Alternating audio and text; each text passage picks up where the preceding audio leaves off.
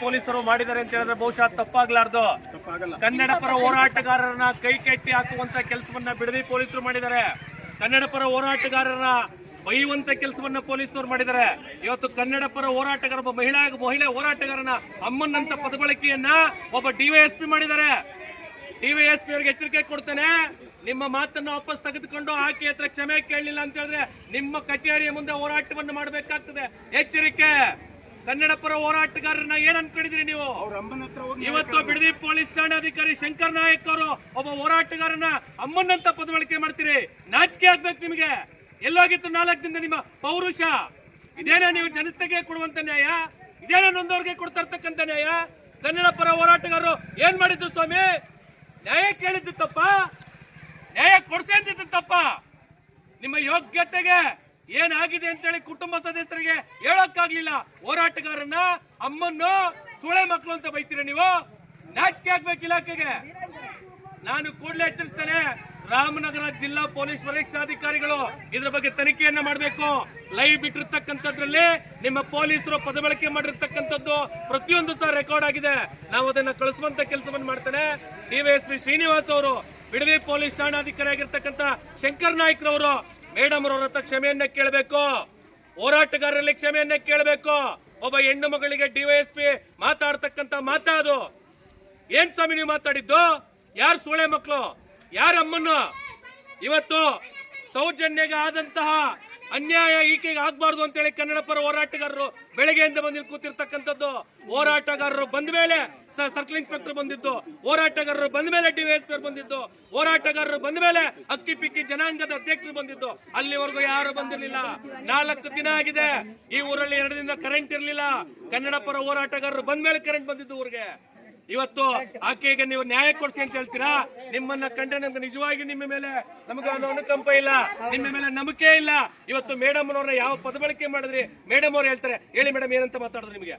ನಾವು ಅವ್ರಿಗೆ ಅಡ್ಡ ಹಾಕಿದ್ವಿ.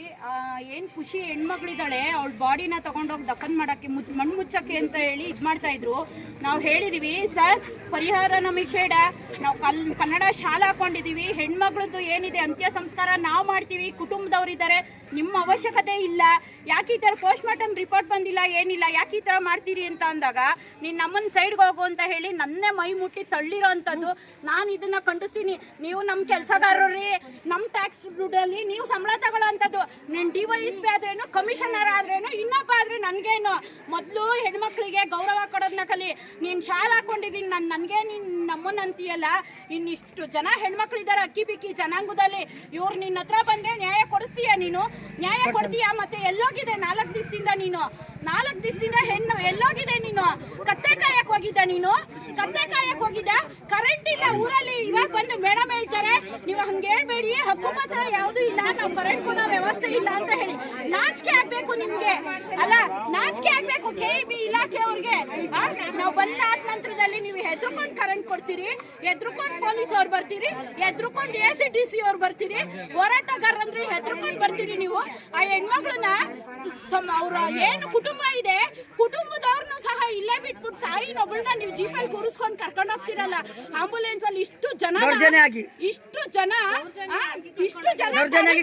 ನೀವು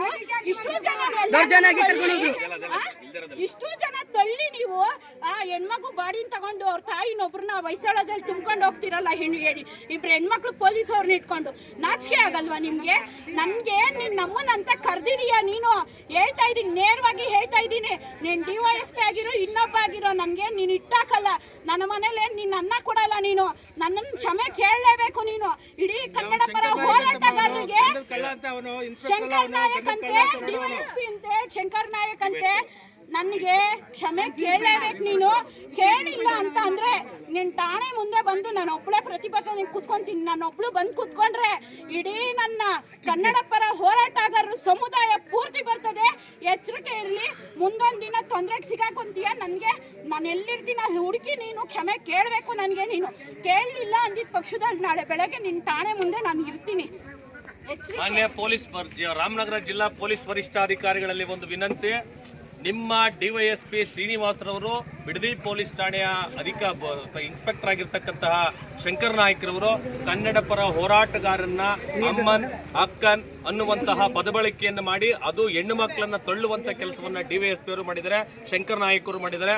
ಒಂದಷ್ಟು ವಿಡಿಯೋಗಳಲ್ಲಿ ಅವರು ಮಾಡಿರ್ತಕ್ಕಂತಹ ಕೃತ್ಯಗಳು ರೆಕಾರ್ಡ್ ಆಗಿರಬಹುದು, ಬಹುಶಃ ಅದನ್ನು ತೆಗೆದು ಕೊಡುವಂತ ಕೆಲಸವನ್ನು ಮಾಡ್ತಾನೆ. ಈ ಕೂಡಲೇ ತಾವು ಮಧ್ಯಪ್ರವೇಶವನ್ನು ಮಾಡಿ ಆ ಮೇಡಮ್ ಹತ್ರ ಕ್ಷಮೆಯನ್ನ ಕೇಳದೆ ಹೋದ್ರೆ ನಾವು ಬಿಡದಿ ಪೊಲೀಸ್ ಸ್ಟೇಷನ್ ಮುಂದ್ಗಡೆ ಉಪವಾಸ ಸತ್ಯಾಗ್ರಹವನ್ನು ಮಾಡಬೇಕಾಗ್ತದೆ, ದಂಗೆ ಹೇಳುವಂತ ಕೆಲಸವನ್ನು ಮಾಡಬೇಕಾಗ್ತದೆ. ನಾವು ಕೇಳಕ್ ಬಂದಿರತಕ್ಕಂಥದ್ದು ಖುಷಿ ಎನ್ನುವಂತಹ ಹೆಣ್ಣು ಹುಡುಗಿಗೆ ನ್ಯಾಯವನ್ನ, ನಾವೇನು ಗಲಾಟೆ ಮಾಡ್ಲಿಕ್ಕಲ್ಲ. ಬೆಳಿಗ್ಗೆಯಿಂದ ಸಾವಧಾನಾಗಿರ್ತಕ್ಕಂಥದ್ದನ್ನ ಇವೊಬ್ರು ಡಿವೈಎಸ್ಪಿ ಆಗಿರ್ತಕ್ಕಂಥವ್ರು, ಸರ್ಕಲ್ ಇನ್ಸ್ಪೆಕ್ಟರ್ ಆಗಿರ್ತಕ್ಕಂಥವ್ರು ಮನೆಯವರನ್ನ ಕನ್ವಿನ್ಸ್ ಮಾಡ್ಬೇಕಾ, ಅಕ್ಕಿ ಪಿಕ್ಕಿ ಜನಾಂಗದ ಅಧ್ಯಕ್ಷ ಅನ್ನೋನನ್ನ ಬುಟ್ಟಿಗೆ ಹಾಕೊಬಂದು ಬ್ಯಾಕಪ್ ಮಾಡ್ಕೊಬಂದು ಕನ್ವಿನ್ಸ್ ಮಾಡಿ ಬಾಡಿಯನ್ನ ತೆಗೆದುಕೊಂಡು ಹೋಗ್ಬೇಕಾ, ಅವ್ರ ಮನೆಯವರನ್ನ ಕನ್ವಿನ್ಸ್ ಮಾಡ್ಬೇಕಾಗಿತ್ತು. ಇವತ್ತು ಯಾರಿಗೋ ಅಧ್ಯಕ್ಷರಿಗೆ ಹೇಳಿದೀನಿ, ಅವ್ರಿಗೆ ಹೇಳಿದೀನಿ, ಇವ್ರಿಗೆ ಹೇಳಿದ್ರಿ, ಯಾವನೊಬ್ಬ ವೈಟ್ ಅಂಡ್ ವೈಟ್ ಹಾಕೊಂಡ್ಬರ್ತಾನೆ, ನಾನು ಈ ಊರ್ನವನು, ನಾನು ಈ ಜವಾಬ್ದಾರಿ ಅಂತ ಹೇಳ್ತಾನೆ, ಅವ್ನಿಗೆ ನೈತಿಕತೆ ಐತಿ, 4 ದಿನ ಮಂದಿ ಹಾಕೊಂಡು ಹೋಗ್ಬೇಕಿತ್ತು ಅವ್ರನ್ನ. ನಾನು ಈ ಕೂಡಲೇ ಮನವಿಯನ್ನು ಮಾಡ್ತಾರೆ, ಕ್ಷಮೆಯನ್ನ ಕೇಳಬೇಕು. ಅಷ್ಟೇ, ಧನ್ಯವಾದಗಳು. ನಮ್ಮ ಹೋರಾಟ ಇಲ್ಲಿಗೆ ನಿಲ್ಲೋದಿಲ್ಲ.